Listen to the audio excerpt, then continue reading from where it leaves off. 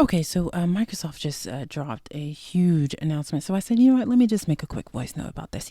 One thing that people across the political spectrum, at least in the United States, actually seem to agree on right now, which, I mean, look, that already that already tells you something, is basically the need to regulate AI data centers, right?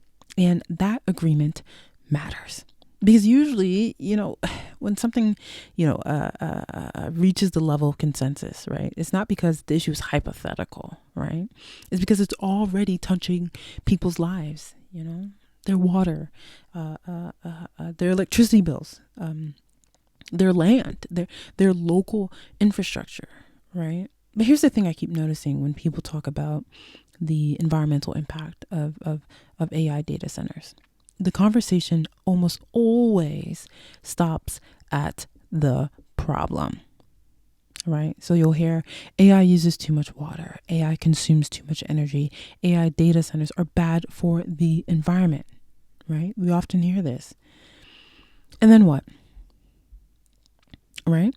Because when we stop at naming a problem and never move towards solutions, people don't feel empowered. They feel defeated, right? They feel like there's nothing they can do. And that sense of inevitability creates the exact conditions under which companies can operate with very little accountability.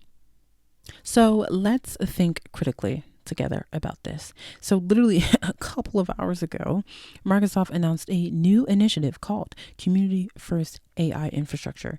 And instead of paraphrasing it, I want to read direct quotes from the announcement just so we can actually analyze what's being said. Okay, so one second. Okay, so here's a direct quote from Microsoft's blog post in which they made the announcement. They said, quote, "We're launching a new initiative to build what we call community first AI infrastructure, a commitment to do this work differently and to do it responsibly," end quote. So that word differently is doing a lot of work there, right?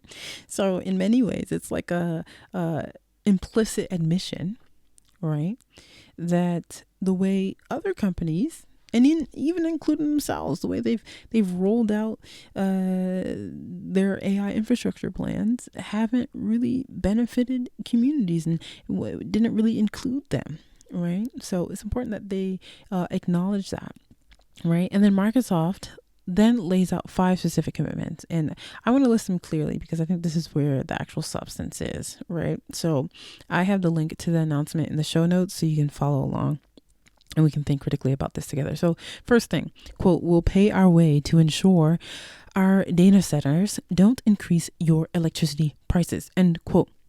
So Microsoft isn't just saying like, "Oh, we won't raise your bills," right? It's promising to take real financial and operational responsibility for the electricity demands of its facilities, right? And according to the blog post, right, the company will, for example, ask utilities and public commissions to set rate structures that fully cover the electrical costs for serving its data centers, so those costs don't like get passed to residential customers, right? You shouldn't have to pay a higher electricity bill just because you live near a data center when you most likely bought your property or rented your property way before the data center was even proposed to come, right? Come on, somebody. They also state that they'll work closely with local utilities early, transparently,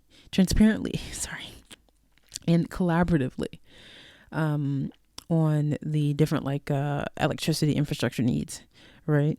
And they also mentioned like paying for upgrades to transmission and substations and distribution capacity if the data centers if that's a requirement for it, And I think this is significant because it reframes electricity not as, a something, not as a, let me say it like this. This is significant because it reframes electricity not as a burden to be absorbed by local taxpayers, by local ratepayers, right? But as a cost Microsoft is willing to incur upfront and on an ongoing basis, while still working with utilities to expand the capacity as needed, because the expanded need for electricity is a real concern across the board beyond the AI industry and really in the United States more broadly, right? Okay, let's go to the second point. Quote, will minimize our water use and replenish more of your water than we use, end quote. Okay, so here Microsoft goes into detail about both operational efficiency and the ecological investment that they want to make, right? So they're committing to reducing water usage in its cooling systems, right? Historically, that is like one of the biggest sources of water demand for the data centers, because the chips that they use they heat up very quickly. So without some way to cool them efficiently, that's it. Like it will just overheat and it's useless, right? So Microsoft also talks about investing in local water infrastructure, partnering with utilities to map water, wastewater, and pressure needs, so existing systems aren't strained. We to actually know where, how these systems are running and where there may be excessive pressure on them.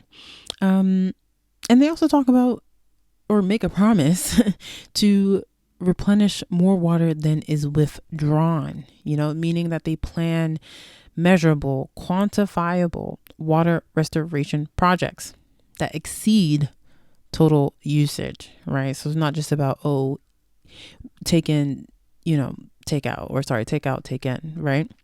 It's more so like, okay, can we actually make sure that we are contributing more than we are taking? And, also Microsoft says it will publish local water use and replenishment data. Come on, I care a lot about data. So I'm very interested in that one. Basically just so like residents can actually see how much water is being used and restored over time. Just need some more transparency and clarity on that front. So I'm obviously going to be following that one quite closely because I'm really interested in that. Okay, so let's go to the third point that they make. They say, we'll create jobs for your residents, end quote. Okay, so Microsoft is framing this as a local economic contribution, and let's actually go into the detailed language in the announcement, because it says that so as these data centers become part of the local economy, Microsoft actually expects to contribute to sustainable employment opportunities, not only during construction, but also as like long-term operational hiring. Because in many ways, I think they're trying to position themselves as a constructive contributor to local business and civic efforts. That's their exact language right there, meaning that the company intends to embed hiring into local workforce development structures rather than just like parachuting jobs from outside of the community and inwards, right?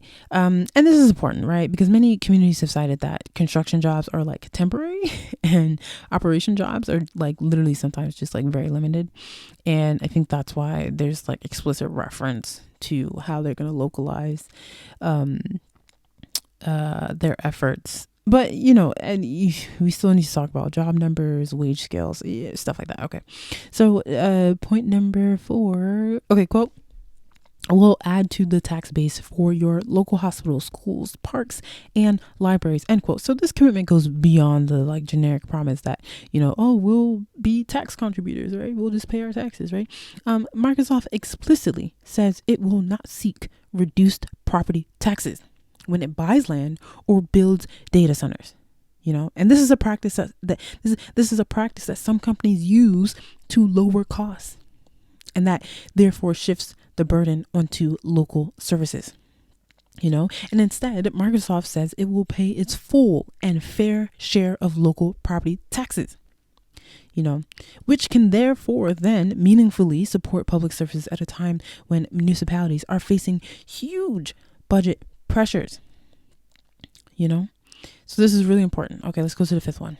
I just really want to walk through this because it's important to read critically and engage critically with these kind of news stories. Okay, so the fifth one, let's go into that one. The fifth one says, quote, will strengthen your community by investing in local AI training and nonprofits, end quote. Okay, so this is probably one of the more detailed of all the 5 in terms of like their programmatic commitment, right? So Microsoft says it will provide free AI training and education, age appropriate and aligned with local community institutions like schools and libraries.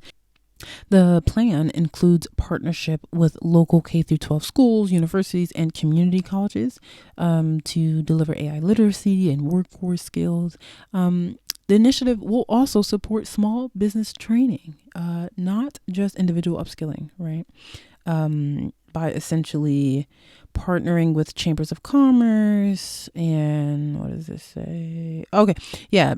Basically by partnering with chambers of commerce and workforce organizations so local businesses can responsibly adopt AI. And finally, Microsoft says it will place local liaisons in major data center communities to work directly with nonprofit leaders and civic organizations to ensure investments are responsive to actual local needs.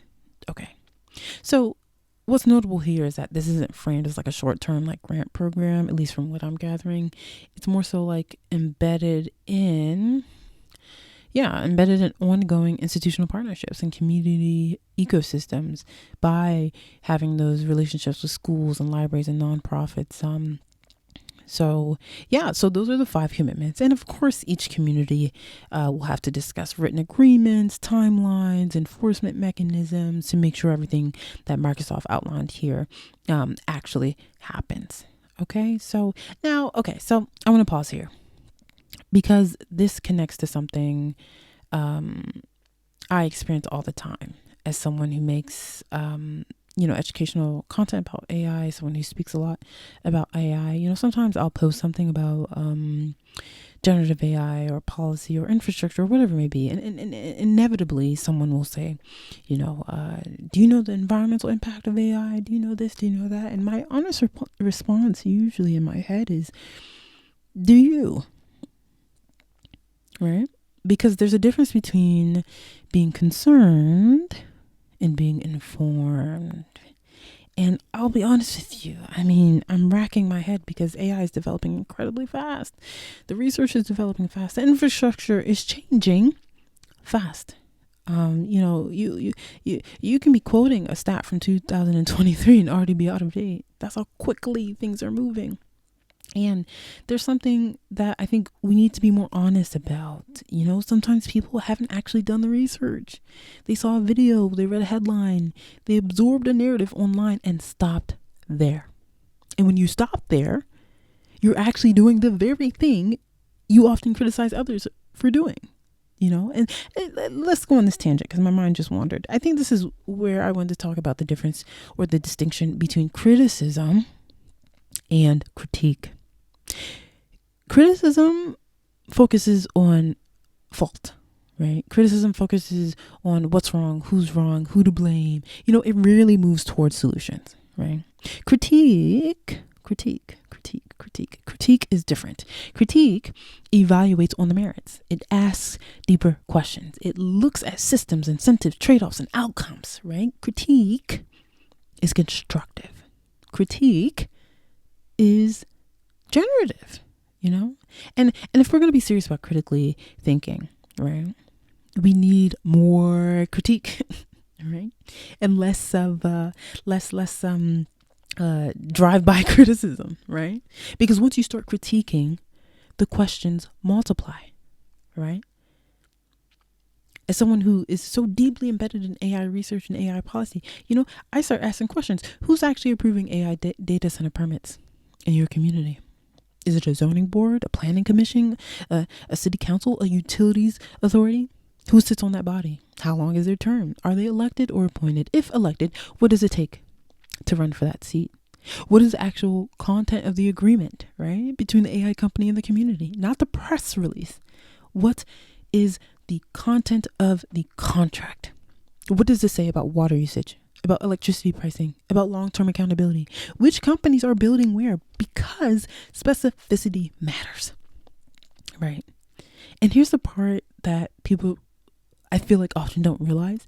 Communities have already successfully prevented AI data centers from being built. This is not like a theoretical thing. In places like like Wisconsin and Arizona. Residents organized, they attended local meetings, they raised environmental and infrastructure concerns, and therefore city councils either delayed or outright rejected proposed data center projects. This means that there's already a possibility for you to have impact, but if you stop at outrage, you never get there. If you don't do the research, if you don't learn the process, if you don't realize where the leverage points actually are, you never get towards the solution. And honestly, I think this is why sometimes I get just a tad bit frustrated when all the pressure or too much pressure gets placed on individuals, right? Or individuals get guilt tripped and they're told, you're this, you're that. Da, da, da. And I say this as someone who was vegetarian for 7 years, because I watched a documentary that told me that because I was eating a burger, I was specifically destroying the environment, right? That was very common back in the early 2010s, or the late 2000s. Oh God, time is non-existent. That's crazy. Because where was I going? Sorry, stream of consciousness. Where am I? Because okay, so I don't go up to every individual who uses an iPhone or electronic device and say, you are responsible for child cobalt mining. Instead, I think critically, how in the heck are we allowing supply chains to use child labor? Who's responsible for this? How do we put pressure on the right people to prevent this from happening? Because it's one thing to name the problem, right? And it's another thing to empower people to be part of the solution. So I'm not saying like individual action doesn't matter at all. Don't hear what I'm not saying. What I am saying is let's energize, let's not guilt trip. Let's empower instead of contributing to defeatism. Empower people to direct that concern in a way that can actually lead to real tangible solutions. And I think the same thing applies to AI, and I think this is why we need to ask more forward-looking questions, not just reactive ones, right? Because questions I'm asking are really, how far are we from more sustainable energy solutions that could support AI infrastructure responsibly, or whatever needs energy? How do we move away from fossil fuels? How far are we from, commercialization of fusion energy? Not hype. I want to talk to the scientists. How far are we actually from it? What's the pathway to commercialization? What about geothermal energy? What engineering research is currently being done to reduce water-intensive cooling in data centers? Who is funding that research, right? Why hasn't it been commercialized yet? Sorry. Is the barrier technical? Is it financial? Is it regulatory? Is it political? You see how different this conversation is, And look, I, as someone who's built a considerable platform, and I have growing influence, these are the kind of questions I have to grapple with and I have to ask, right? Because I know the politicians and world leaders who find my content and are probably listening to this podcast, I know how many people in the AI industry are reading my newsletters and listening or reading or watching my content, I know there's a wide spectrum of people who engage with my content across, where they land on AI. And every policy roundtable I'm invited to, every place I'm invited to speak, every room I am given access to, I have to be prepared with facts, with research, with understanding of impact, right? And I say all this because I know how important my platform is. So I take the time out. I interview engineers. I interview local community organizers. I want to get deeper understanding, because there are experts on the ground who understand how we can focus on building solutions in today's current climate and environment, right? Because I'm a humanist, I care about people. I study people. I care about, how can we improve the human condition? I care about making sure that human flourishing remains a central priority. So this is not about being pro AI or anti AI. This is about refusing to offload any of our critical thinking capabilities and pushing people to educate themselves and to make informed decisions, right? Because at the end of the day, if you want accountability, right, you need understanding, right? If you want regulation, you need specificity, right? Right. If you want solutions, you need critique, not just criticism, right? And okay, let me stop blabbing. Okay, I feel my stream of consciousness starting to run faster. But yeah, if you like to think critically and deeply about our collective futures and the world around us, I really encourage you to follow and subscribe to this podcast.